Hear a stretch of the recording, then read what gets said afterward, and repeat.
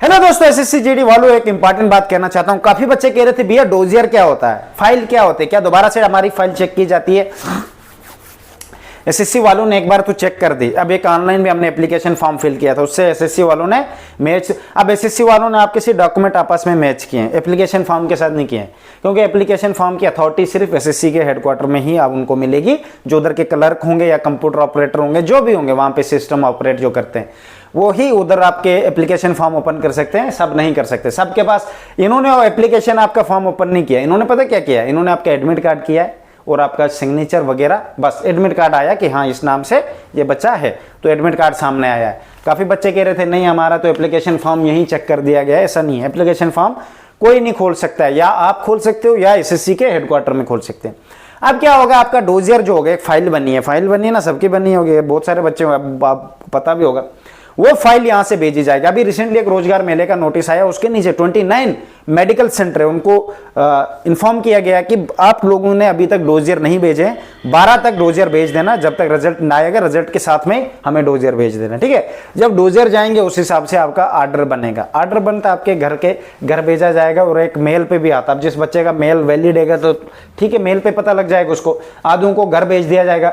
कभी कभार क्या होता है, किसी का घर दूर होता है तो दूर वाले को थोड़ा लेट 1-2 दिन पहुंचता है, किसी को जल्दी पहुंच जाता है, तो ऐसा नहीं है। अब उसमें एसएससी ने एक और चीज रखी, अगर किसी बच्चे को आर्डर नहीं पहुंचता तो विद इन 2 मंथ में वो एसएससी हेडक्वार्टर आएगा और अपना वो सब कुछ डॉक्यूमेंट जो भी उसने किस चीज से, वहां पे बात होगी कि आपको किस चीज से रिजेक्ट किया या क्या किया होगा, वो एसएससी जान सकता है, ठीक है मेरे भाई। दूसरी बात, आपका डोजियर अभी चेक नहीं हुआ अच्छे से, सीधी सी बात। इन्होंने ऊपर से एक डॉक्यूमेंट के साथ दूसरा डॉक्यूमेंट मैच किया। अच्छा 10th ऐसा है, डोमिसाइल, EWS, आधार कार्ड या पैन का जो भी दिया है आपने डॉक्यूमेंट, वो आपस में मैच किया। अब वो सब लेके आपका वो एप्लीकेशन फॉर्म से मैच करेंगे। सबसे बड़ी प्रॉब्लम वो होती है, एप्लीकेशन फॉर्म से मैच होना ही होना चाहिए। परमानेंट एड्रेस डोमिसाइल के बेस पे से माना जाएगा।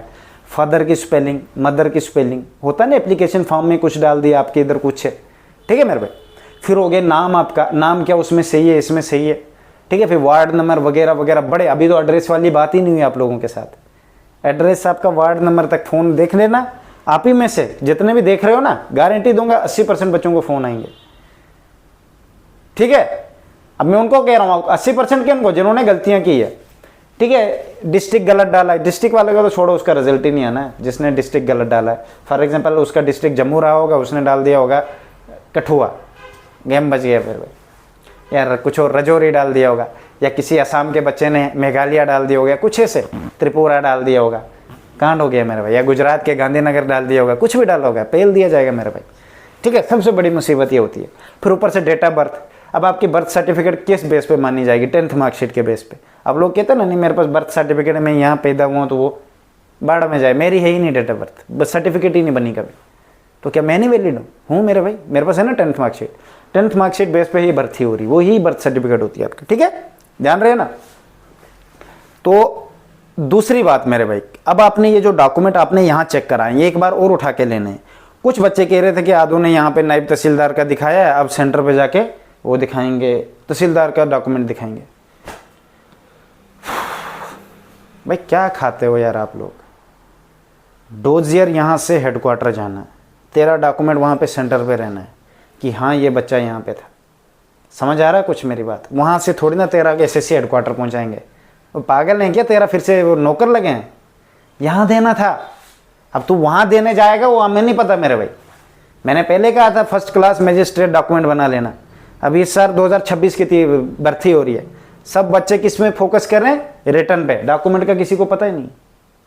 आधों के बने हैं, आधों ने बाद में बनाए, कोई कह रहा नहीं मैंने इतने दिन बाद बनाए, तो भाई मैंने बोला था बनाने इतने दिन बाद, वो मुझे नहीं पता भाई। रेल बना दी जाएगी आप, वो आप देख लो अब क्या करना, मुझे नहीं पता, ठीक है। दूसरी बात, अब आप बोलोगे डॉक्यूमेंट अगर दोबारा चेक करते हैं क्या रिजेक्ट करते हैं? डेफिनेटली करते हैं मेरे भाई। अगर आपका कोई रिलेटिव होगा, आप देख लेना कोई एसएससी जीडी में या सीएपीएफ में लगा होगा, एक बार उसको पूछ लेना, बोला डॉक्यूमेंट में कुछ गड़बड़ी करते बाद में, या ऐसा कोई रहा होगा आपके ग्रुप में जिसको निकाला होगा डॉक्यूमेंट की वजह से, पूछ लेना। अब मैं बोलूँगा तो आप लोग बोलोगे नहीं यार तो डरा रहा है या झूठ बोल रहा है, तो मैं इसलिए बोलता नहीं। मैं जो भी बात बोलूँगा सटीक बोलूँगा, ये आपको कोई नहीं बोलेगा मेरे भाई। यूट्यूब पे सब पैसा कमाने का सोच के आते हैं, मैं ज्ञान दे के मेरे को नेचुरली फिर पैसा आ जाता है। क्या करें मेरे भाई, स्किल ठीक है, तो ये बात है मेरे भाई, आपको सब प्रॉपर होना चाहिए। मैं इसलिए बार बार कहता हूँ, जड़ें ठीक होंगी ना तभी पेड़ अच्छी अच्छी खुली शाखें खोल पाएगा। जड़ें तुम्हारी कटी हुई और ऊपर केरे नहीं तो मैं तो आसमान तक जाऊंगा, बाढ़ में जाए आसमान कैसे जाएगा? रॉकेट आसमान में जाता है, उसका इंजन मस्त होगा नीचे से तभी तो उड़ पाएगा, ऊपर जा पाएगा।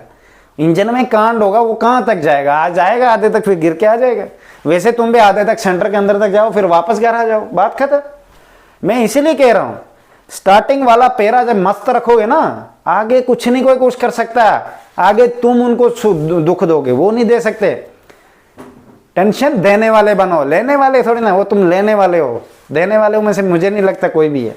रो रहे हो खुद ही, मार्क्स भी 50 हैं, मेरा होगा कि नहीं होगा, डर है, पता ही नहीं है डॉक्यूमेंट सही दिया गलत दिया। अपने ही डॉक्यूमेंट खुद बच्चे को नहीं पता। कितनी बार मैंने कहा था डॉक्यूमेंट चेक करो भाई। अब देखो डोजियर मांग याद होंगे, रिजल्ट के आने तक उधर पहुंचाने उन्होंने हेडक्वार्टर में, वहां आपका ऑर्डर बनेगा मेरे भाई। अभी तक उनको कुछ नहीं मिला तुम्हारा, प्रॉपर चीजें लाएंगे। एप्लीकेशन शाम का अच्छा मैच के, ओके डन, क्लिक, इसका ऑर्डर निकालो जी, इसका भी निकालो, साथ में इसको कॉल भी करो कि इसका गलत है एड्रेस, या सब निकालेंगे सबका। अब भेजेंगे किस किस का वो उनको पता है। आदों का बेच के भी बाद में कॉल आता है। आज ही लास्ट ईयर हुआ ऐसा 2024 में, हमारे बेच के थे, खत्म। मैंने उनको पहले कर दिया था, मैंने कहा देखो भाई डिस्ट्रिक्ट गलत है, नहीं है तो कह रहा नहीं मेरा तो आ गया है, वो मुझे बेस कर रहा है। 2 दिन बाद कॉल आता है रिजेक्ट। मैंने पहले कहा था यही चीजों का ध्यान रखना है।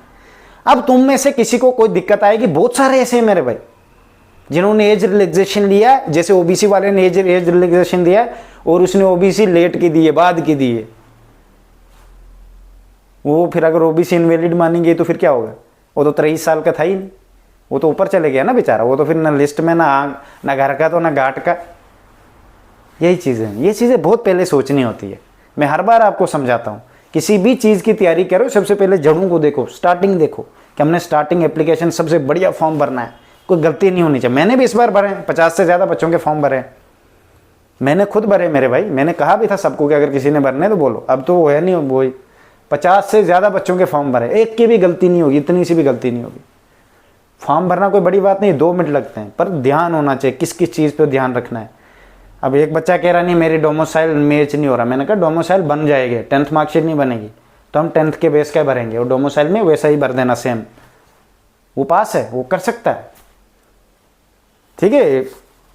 तो चलो अब जो हो गया मेरी तरफ से बच